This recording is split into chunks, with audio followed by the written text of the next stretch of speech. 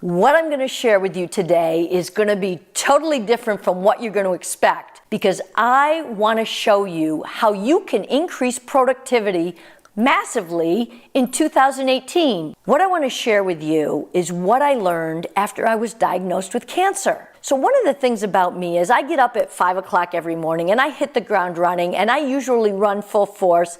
And my husband Peter always laughs because he says the minute my head hits the pillow, I'm out. I am totally out. Why? Because I'm exhausted. I go all day long, and that's how I learned to be productive and to produce. But this thing that I learned during my cancer journey has helped me increase my productivity. So what happened is I was forced to sit still. You can imagine, it was 3 months leading up to a surgery that was pretty intense and pretty difficult. I had kidney surgery. I had a piece of my kidney removed and that tumor taken out. It was surgery that was very intensive and required an awful lot of recovery.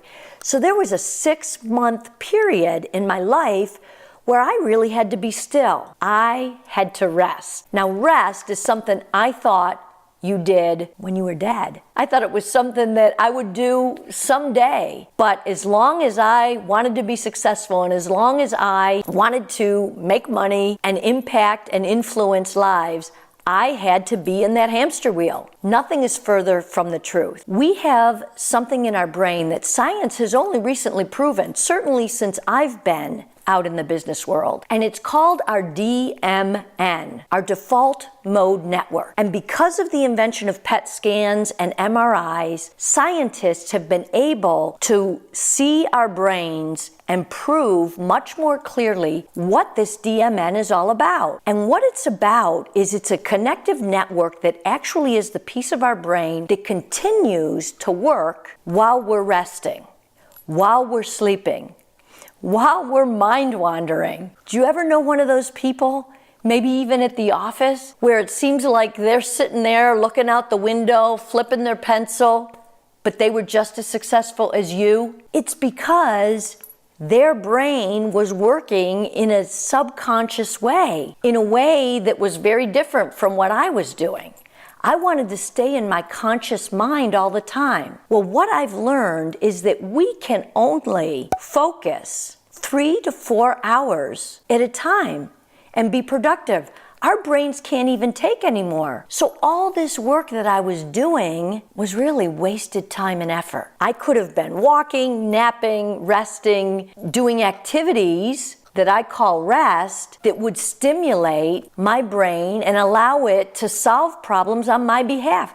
Doesn't that sound crazy? We can actually be still and not be working on a specific problem, but our brains keep working. So what do you need to do? Let me give you my 3 best tips to increase your productivity massively in 2018. So the first tip I want to give you is partner work and rest together. Change your thinking about what rest really is. I stopped thinking about rest and being still and taking a nap in the afternoon as being lazy or not productive, because science has proven it's the furthest thing from the truth. So partner work and rest.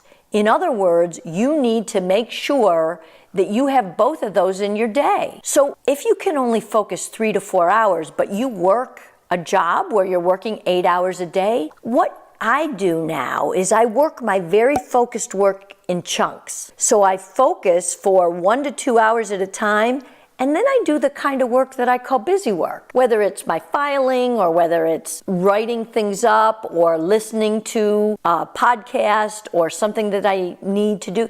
That's really rest. And then go back to your focused work, but I partner work and rest together in the course of my day. The second thing you really need to do to make this work is develop a practice of rest. Make rest a practice, just like work is a practice, just like you do anything else, just like your exercise in the morning is a routine and a practice. I want you to actually stop and think about what are all the different ways I can rest. And if you need some ideas on how to rest or what kinds of activities are great for that, go to my website. I have lots of information there. But walking is rest, Taking a nap is rest. Doing activities like filing that don't require your serious, concentrated, focused part of your brain. You've got to fill your day with those other things. So you have to develop a practice of rest. So what I teach my people that I coach is I actually have them go through a list and pick the things that work for you. Pick the pieces of rest that make you happy, that take you down a notch. Like for me, doing accounting and doing numbers is actually rest. For most people, your heads are spinning. I get it. But cooking for me, my head is spinning. Cooking for you may be how you rest. There's a lot of people that love to cook. They love to be in the kitchen. That's a form of rest. And the third thing I want you to do is to prioritize rest. So when you read the books like Gladwell's book on outliers, where they said we need 10,000 hours of practice in order to master something, do you realize that Erickson, who was the scientist behind the study, actually also concluded we need 12,500 hours of rest that go along with those 10,000 hours of work at a craft to be a master? 10,000 hours, and that's over a 10-year period, versus 12,500 hours of rest. You can see that we need to be spending more time resting than we do at our focused work. You need to prioritize rest. This was something very difficult for me. So what I needed to do is I needed to schedule rest on my calendar first. So when I go through my day now, I actually figure out when I'm going to spend time resting versus working. It's real easy for me to focus and be productive on my conscious, creative side. And I want to work at that all day long.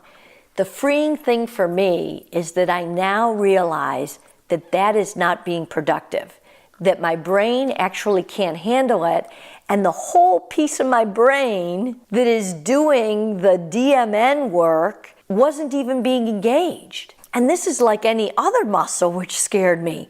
I either learn to rest and use it, or I lose it. So this is motivation for you to partner rest and work. Understand that your thinking has got to change. Those two go hand in hand. You need to develop your practice of rest. What is going to work for you? How are you going to practice resting? What are the things that you're going to do? Pick them out. They can change. Of course they can change. And thirdly, prioritize rest.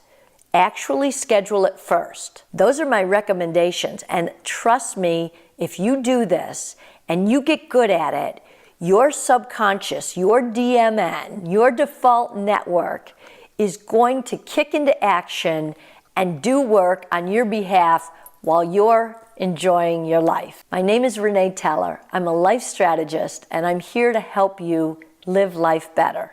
You can follow me on Instagram at Renee Teller, find me on Facebook at Renee Teller, or check out my website, reneeteller.com.